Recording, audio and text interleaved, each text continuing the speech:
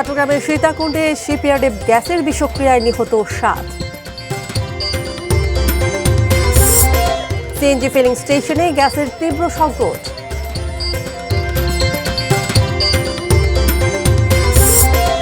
এবং খুলনা সাতক্ষীরা মহাসড়কে দায়সারা মেরামত, বৃষ্টিতে ফিরছে আগের অবস্থায়।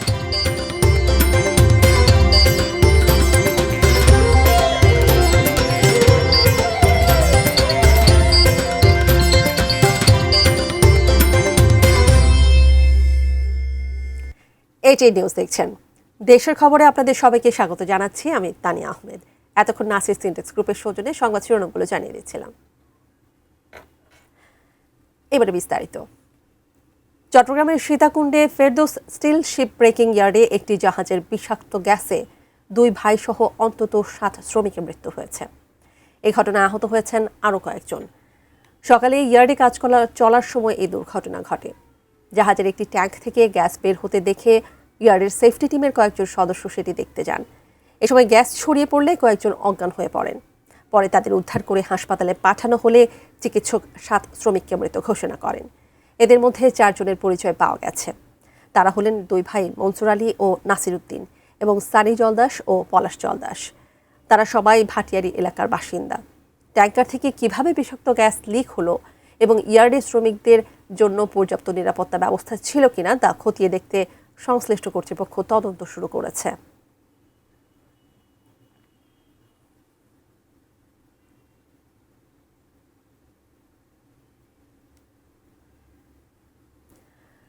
রাজধানীর সিএনজি ফিলিং স্টেশনগুলোতে গ্যাসের তীব্র সংকট দেখা দিয়েছে। গ্যাসের স্বল্প চাপ ও সরবরাহ ঘাটতির কারণে অনেক স্টেশনের সামনে যানবাহনের দীর্ঘ সারি তৈরি হয়েছে। অনেক ফিলিং স্টেশনে গ্যাস নেই, সাইনবোর্ড ঝুলিয়ে রাখা হয়েছে, যার ফলে চরম দুর্ভোগে পড়েছেন সিএনজি চালিত যানবাহন চালক ও সাধারণ যাত্রীরা। অলস বসে সময় পার করাটা যেখানে বিলাসিতা, সেখানে গ্যাস সংকট যেন ক্লান্তি দূর করার সুযোগ হয়ে এসেছে। রাজধানীর তেজগাঁও এলাকার একটি ফিলিং স্টেশনের দৃশ্য এটি। সাইনবোর্ড লাগানো আছে সিএনজি গ্যাস নাই, ফলে যানবাহনের অপেক্ষাও এখানে নাই। অল্প কয়েকটি গাড়ি গ্যাস নিতে এলেও তাদের ফিরে যেতে হচ্ছে। কোনো কোনো ফিলিং স্টেশনে সাময়িক সময় বন্ধ রেখে গ্যাসের চাপ বাড়িয়ে অল্প পরিমাণ গ্যাস সরবরাহ করা হচ্ছে। যাত্রাবাড়ি, শনিরাখড়া, মালিবাগ, মগবাজার, মৌচাকের বেশিরভাগ গ্যাসের ফিলিং স্টেশন বন্ধ রাখা হয়েছে। যেগুলো খোলা আছে সেখানেও যানবাহনের দীর্ঘ সারি। 4 থেকে 5 ঘন্টা অপেক্ষার পর মিলছে অল্প পরিমাণ গ্যাস। 5টা পাম্প ঘুরে আইছি, সবগুলো পাম্পই বন্ধ। এখানে তো অনেক লম্বা লাইন। হ্যাঁ, আমার মিনিমাম 5 ঘন্টা লাগবে এই লাইনে গ্যাস নিতে। এখন আসলাম এই জায়গায় এসে দেখি যে গ্যাস দিতেছে। এখন দাঁড়াইছি ওনের সিট, পেতেও পারি নাও পেতে পারি। দীর্ঘ সময় অপেক্ষায় অনেকে সিরিয়াল নিয়ে বাদানুবাদে জড়িয়ে পড়ছেন। কোথাও আবার পরিস্থিতি নিয়ন্ত্রণে রাখতে টহল দিতে দেখা যাচ্ছে আইন শৃঙ্খলা বাহিনীর সদস্যদের। আজকে আমি বের হইতে চাই নাই, পরে চিন্তা করলাম কি করব বসে থেকে বাসায়, কিন্তু টাকা তো লাগবে, খরচ লাগবে সংসারের, এই জন্য বের হয়েছি। কিন্তু এখন এই যে 1 কিলোমিটার দূরে আছে আমরা সিএনজি পাম্প থেকে, ওখানে যাওয়ার পর আমরা কতটুকু গ্যাস পাবো না পাবো এটা অনিশ্চিত, আমরা জানি না। 7-8 ঘন্টা জার্নিং করিয়া গ্যাস পাইতে আসি, 200 টাকা 300 টাকার গ্যাস পাইতে আসি। আমার গ্যাসের দরকার হলো 1000 টাকা 1200 টাকা ডুববো। তখন ডেলি এই অবস্থায় চলতে আছে। ওকে, এই দুর্ভোগ আর কতদিন থাকবো? ব্যক্তিগত যানবাহনের পাশাপাশি বড় সমস্যায় সিএনজি চালিত অটোরিকশার চালকরা। গ্যাস সংকটে কমেছে তাদের ট্রিপ সংখ্যা, ফলে যাত্রীদের কাছে বাড়তি ভাড়া দাবি করছেন তারা। একদিকে সড়কে সিএনজি অটোরিকশার অভাব, অন্যদিকে বাড়তি ভাড়ার চাপে ভোগান্তিতে যাত্রীরা। 80 থেকে 100 গ্যাস, ও 2-1টা টিপ মারার পর আর তোর মারতে আবার পাম্পে ঢুকানো লাগে, 2-1বার পাম্পে ঢুকানোই লাগে। সব মিলে কষ্ট হইতেছে, চলতেও কষ্ট হইতেছে। বেশি ভালো না, সিরিয়াস। গ্যাস পারে ঠিক মতো, আর কি ভাড়াও বাড়তে পারে না। প্রেশার উঠলে গ্যাস পাবেন, আর নাইলে গ্যাস পাবেন না। মনে করেন 3-4 ঘন্টা যে আমরা দাঁড়ায় থাকি, এতে মালিক 10 টাকা জমা কম নেয় না, 1200 টাকাই নেয়। কবে নাগাদ এই গ্যাস সংকট পুরোপুরি কাটবে তাও স্পষ্ট নয়। পরিস্থিতি বিবেচনায় দ্রুত লাকসই পদক্ষেপ নেওয়ার দাবি জনসাধারণের। সম্রাট আনোয়ার, এটিএন নিউজ, ঢাকা। তীব্র গ্যাস সংকটে অচল হয়ে পড়েছে হবিগঞ্জের শিল্পাঞ্চল। প্রায় 20 দিন ধরে চাহিদার তুলনায় কম গ্যাস সরবরাহের পর বুধবার থেকে জেলায় 171টি শিল্প কারখানায় পুরোপুরি গ্যাস সরবরাহ বন্ধ রয়েছে। এতে উৎপাদন বন্ধ থাকায় 1.5 লাখের বেশি শ্রমিক, কর্মকর্তা ও কর্মচারী কর্মহীন হয়ে পড়েছেন। শিল্প উদ্যোক্তাদের দাবি, গ্যাসের অভাবে প্রতিদিন শত কোটি টাকার ক্ষতি হচ্ছে। বিশেষ করে রপ্তানিমুখী কারখানাগুলোতে তৈরি হয়েছে বড় ধরনের অনিশ্চয়তা। সময়মতো পণ্য সরবরাহ করতে না পারায় বিদেশি কার্যাদেশ বাতিলের আশঙ্কা করছেন তারা। হবিগঞ্জের শিল্প কারখানাগুলোর বড় একটি অংশ গ্যাস নির্ভর ক্যাপটিভ পাওয়ারের মাধ্যমে বিদ্যুৎ উৎপাদন করে। ফলে গ্যাস বন্ধ হওয়ায় উৎপাদনের পাশাপাশি নিজস্ব বিদ্যুৎ উৎপাদনও বন্ধ হয়ে গেছে। শিল্প মালিকদের দাবি, দ্রুত গ্যাস সরবরাহ স্বাভাবিক না হলে ক্ষতি আরও বাড়বে এবং কর্মসংস্থান ও রপ্তানি খাতে নেতিবাচক প্রভাব পড়বে। অন্যদিকে জালালাবাদ গ্যাস কর্তৃপক্ষ বলছে, বিদ্যুৎ কেন্দ্রে গ্যাস সরবরাহ বাড়ানোর কারণে শিল্পের সরবরাহ কমেছে। আগামী 3-4 দিনের মধ্যে পরিস্থিতির কিছুটা উন্নতি হতে পারে বলে আশা করা হচ্ছে।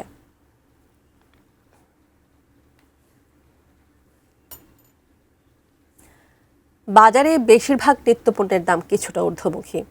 চাল, ডাল, তেল থেকে শুরু করে ডিম ও সবজির বাজারে সাধারণ ক্রেতাদের ওপর রয়েছে বাড়তি চাপ। রাজধানীর বিভিন্ন বাজার ঘুরে এই পরিস্থিতির কথা জানিয়েছেন সাইমন জান্নাত প্রভা।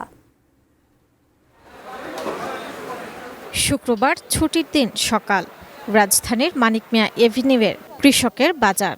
এ বাজারে সরাসরি কৃষকদের কাছ থেকে পৌঁছায় পণ্য, তবে এতেও স্বস্তি নেই।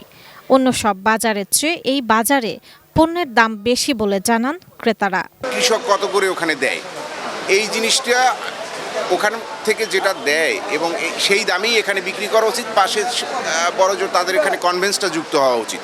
তবে নানা খাতের খরচের কথা উল্লেখ করে সে কথা অস্বীকার বিক্রেতাদের।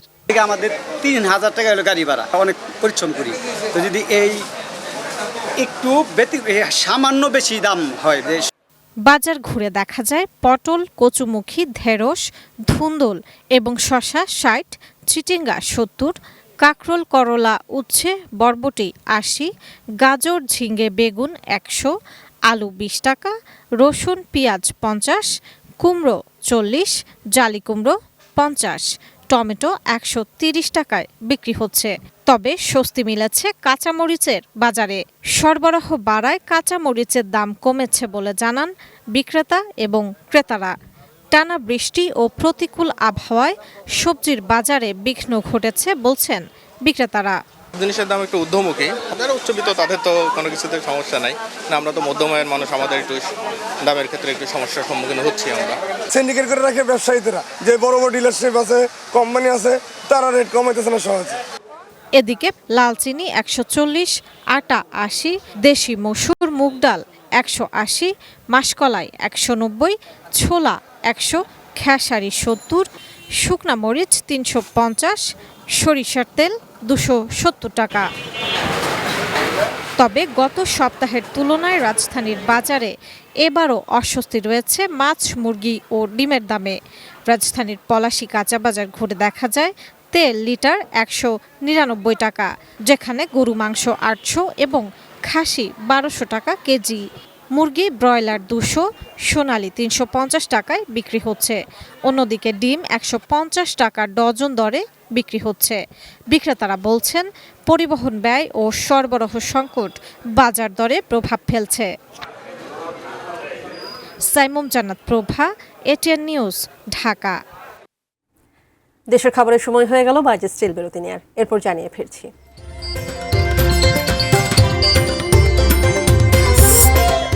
টাঙ্গাইলের মির্জাপুরে মা ও মেয়ের মরদেহ উদ্ধার।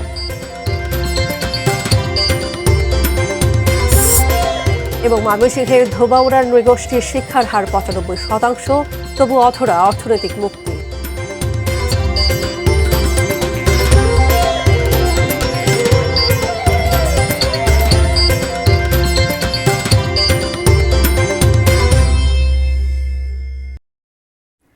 ফিরে এসে স্বাগত জানাচ্ছি দেশের খবরে। টাঙ্গাইলের মির্জাপুরে নিজ ঘর থেকে মা ও 4 বছরের মেয়ের মরদেহ উদ্ধার করেছে পুলিশ। সকাল 10:30টার দিকে উপজেলার আনাইতারা ইউনিয়নের ধুপুরিয়া গ্রামে এই ঘটনা ঘটে। নিহতরা হলেন 22 বছর বয়সী কণিকা আক্তার ও তার 4 বছরের মেয়ে রাজিয়া। স্থানীয়রা জানান, প্রায় 6 বছর আগে প্রেমের সম্পর্কের মাধ্যমে রাজীব হোসেনের সঙ্গে কণিকার বিয়ে হয়। বিয়ের পর থেকেই তাদের মধ্যে পারিবারিক কলহ চলছিল। বৃহস্পতিবার রাতে রাজীব সিলেটে চলে গেলে সকালে কণিকা মেয়েকে নিয়ে বাবার বাড়ির উদ্দেশ্যে রওনা দেয়। পরে শ্বশুর শাশুড়ি তাকে বাড়িতে ফিরিয়ে আনে। বাড়িতে ফিরিয়েই কণিকা মেয়েকে নিয়ে ঘরে ঢুকে দরজা বন্ধ করে দেন। কিছুক্ষণ পর শিশুটির চিৎকার শুনে স্থানীয়রা দরজা ভেঙে কণিকাকে ঝুলন্ত অবস্থায় এবং রাজিয়াকে মেঝেতে পড়ে থাকতে দেখেন। পরে পুলিশ ঘটনাস্থলে গিয়ে দুজনের মরদেহ উদ্ধার করে।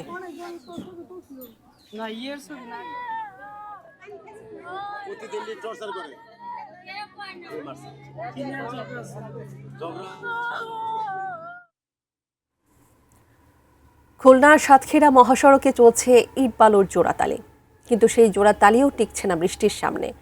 পানির নিচে লুকিয়ে থাকা গর্তে প্রতিদিনই ঝুঁকি নিয়ে চলছে হাজারো যাত্রী ও চালক।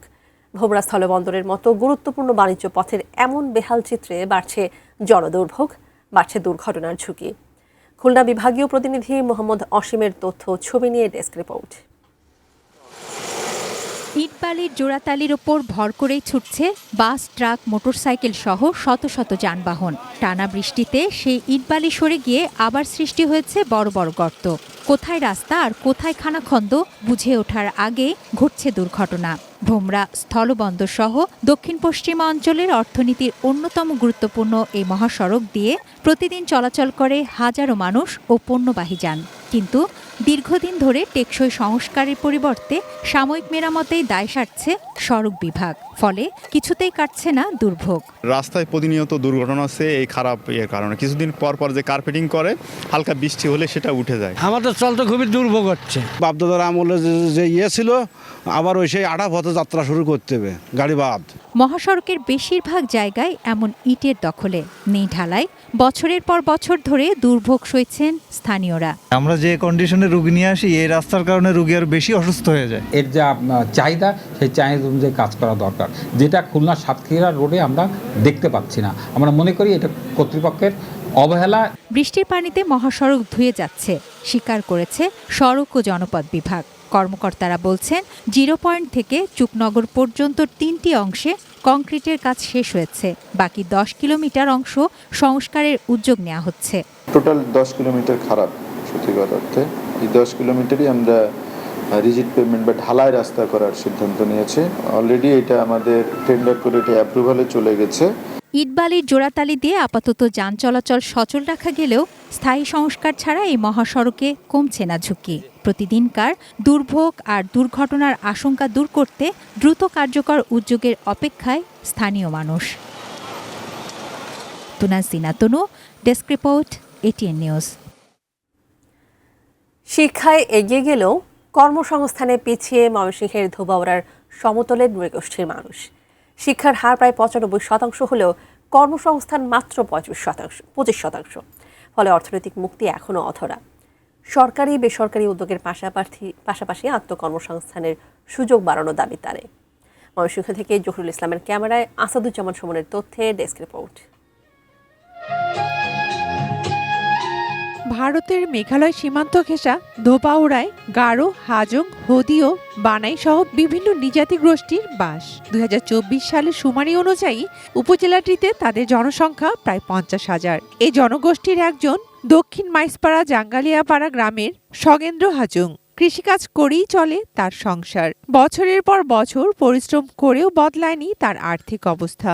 আমরা লেখাপড়া করতে পারি নাই বলে আমাদের কোনো চাকরি নাই। সরকারি সুযোগ সুবিধা বলতে মনে করেন যারা টুকটাক লেখাপড়া আছে, যে কোনো সংস্থায় ইনজমি ওরা মনে করে চাকরিজীবী করে, আর যাদের নাই ওরা তো মানে কোনো সংস্থা বা কোনো জায়গায় চাকরি করে, ওদের কোনো পথ নাই। 1977 সাল থেকে ওয়ার্ল্ড ভিশনের উদ্যোগে শিক্ষা ও কর্মসংস্থানের সুযোগ সৃষ্টি হয় এই জনগোষ্ঠীর। তবে 2017 সালে সংস্থাটি চলে যাওয়ার পর অনেকেই কর্ম হারিয়ে বেকার হয়ে পড়েন। শিক্ষার হার বাড়লেও সরকারি চাকরির সুযোগও সীমিত, তাই জীবিকার তাগিদে অনেকে কলকারখানায় শ্রম দিয়ে টিকে আছেন। আমাদের শিক্ষাক্ষেত্রে আমরা মোটামুটি অনেকটা এগিয়ে থাকলেও সরকারিভাবে যদি আমরা বিভিন্নভাবে শিক্ষাবৃত্তি, শিক্ষা উপকরণ এবং বিভিন্ন সার্বিক সাহায্য সহযোগিতা যদি আমরা পাই, তাহলে আমরা শিক্ষাক্ষেত্রে আরো অগ্রসর হতে পারবো। আদিবাসী এলাকার জন্য, সমতল এলাকার জন্য যদি সরকারের একটু দৃষ্টি দেয় যে আমাদের কর্মসংস্থানের জন্য যদি ক্ষুদ্র ঋণের মাধ্যমে যদি সুযোগ সুবিধা দিত, তাহলে আমার মনে হয় এই জাতি, আমাদের এই আদিবাসী গোষ্ঠী মানে একটু টিকে রাখতে পারতো। শিক্ষায় অগ্রগতি এলেও কর্মসংস্থানের সুযোগ সীমিত হওয়ায় অর্থনৈতিকভাবে স্বাবলম্বী হতে পারছেন না অনেকেই। সরকারি চাকরিতে সুযোগ এবং আত্মকর্মসংস্থানের ব্যবস্থা বাড়াতে সরকারের প্রতি আবেদন তাদের। বিভিন্ন শহরে গিয়ে তারা ওই কলকারখানায় কাজ করছে অথবা গ্রামে কৃষিকাজের কাজ করছে। কাজেই অর্থনৈতিক দিক দিয়ে আমাদের এই গারো সমাজ, গারো আদিবাসী সমাজ এখনো অনেক পিছিয়ে। Shakil Aziz, desk report, ATN news. সংবাদ আরেকটা বিরতি নিয়ে ফিরছে, সাথেই থাকবে।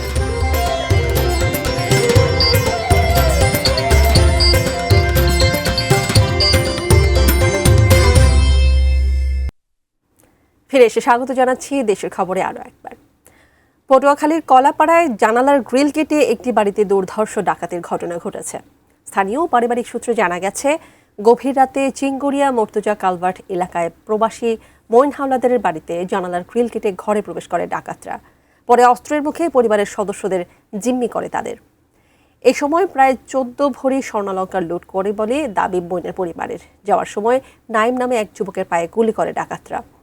গুলিবিদ্ধ নাইমকে বরিশাল শেরেবাংলা মেডিকেল কলেজ হাসপাতালে ভর্তি করা হয়েছে। ডাকাতির সঙ্গে জড়িত শনাক্ত ও গ্রেফতারে আইনশৃঙ্খলা বাহিনী কাজ করছে বলে জানান কলাপাড়া থানার ওসি মোহাম্মদ নজরুল ইসলাম।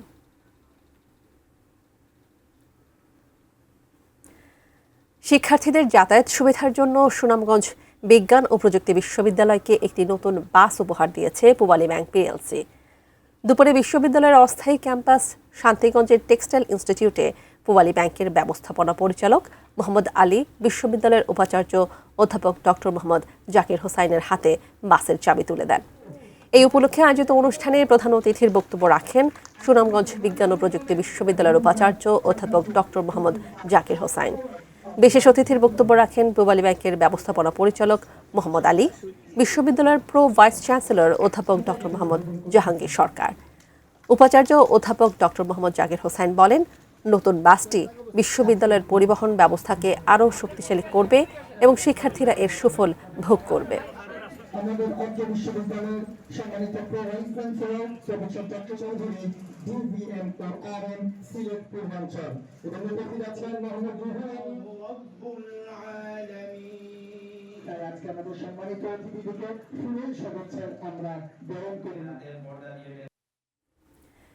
যশোরে একই জমিতে চাষ হচ্ছে 6টি ফসল, যা কৃষকের মুখে যেমন হাসি ফোটাচ্ছে, খুলে দিচ্ছে নতুন এক কৃষি সম্ভাবনার দুয়ার।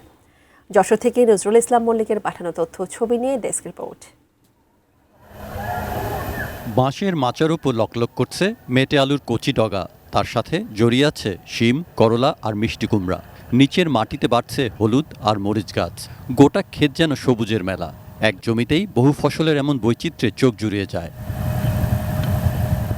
যশোরের বাঘারপাড়া নারিকেলবাড়িয়া ইউনিয়নের খানপুর গ্রামের তরুণ কৃষক অনুপ কুমার দাস গেল 2 বছর ধরে নতুন পদ্ধতিতে চাষাবাদ করছেন। একই জমি থেকে করছেন 6 রকম সবজি উৎপাদন। এক আবাদের ভিতরে 2-3 আইটেম, এই আইটেম এখন মনে করেন যে ভালো বা এতে খরচ হয় আসছে আপনার 2 লাখ টাকাটা, আর বিক্রি হবে 4 লাখ 4.5 লাখ টাকা, যাক বছরে হাজার বিঘে প্রতি 2 লাখ 2.5 লাখ টাকা থাকে আবুবনের। নতুন এ পদ্ধতিতে মাটি ও মাচা দুটোই কাজে লাগানো হয়। প্রথমত জমিতে গোল আলু, তরমুজ, মেটে আলু, মিষ্টি কুমড়া, হলুদ, মরিচ, শসা কিংবা বরবটি ও করলা চাষ করা যায়। দ্বিতীয়ত উপরের মাচায় তরমুজ, মেটে আলু, মিষ্টি কুমড়া বা শসা বা বরবটি বা করলা ও শিম চাষ করা যায়।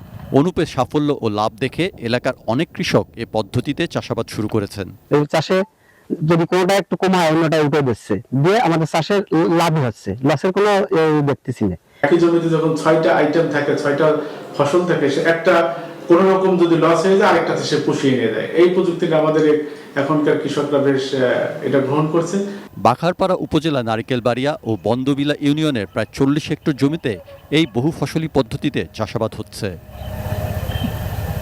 সৈকত Dasgupta, desk report, ATN news.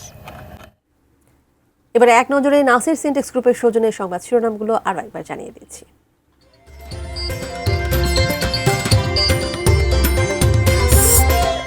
চট্টগ্রামের সীতাকুণ্ডে শিপইয়ার্ডে গ্যাসের বিষক্রিয়ায় নিহত 8। সিএনজি ফিলিং স্টেশনে গ্যাসের তীব্র সংকট।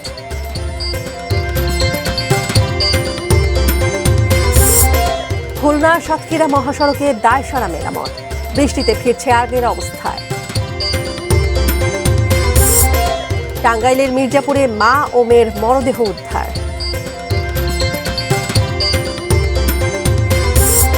ময়মনসিংহের ধোবাউড়ার নৃগোষ্ঠীর শিক্ষার হার ৯৫%, তবু অধরা অর্থনৈতিক মুক্তি।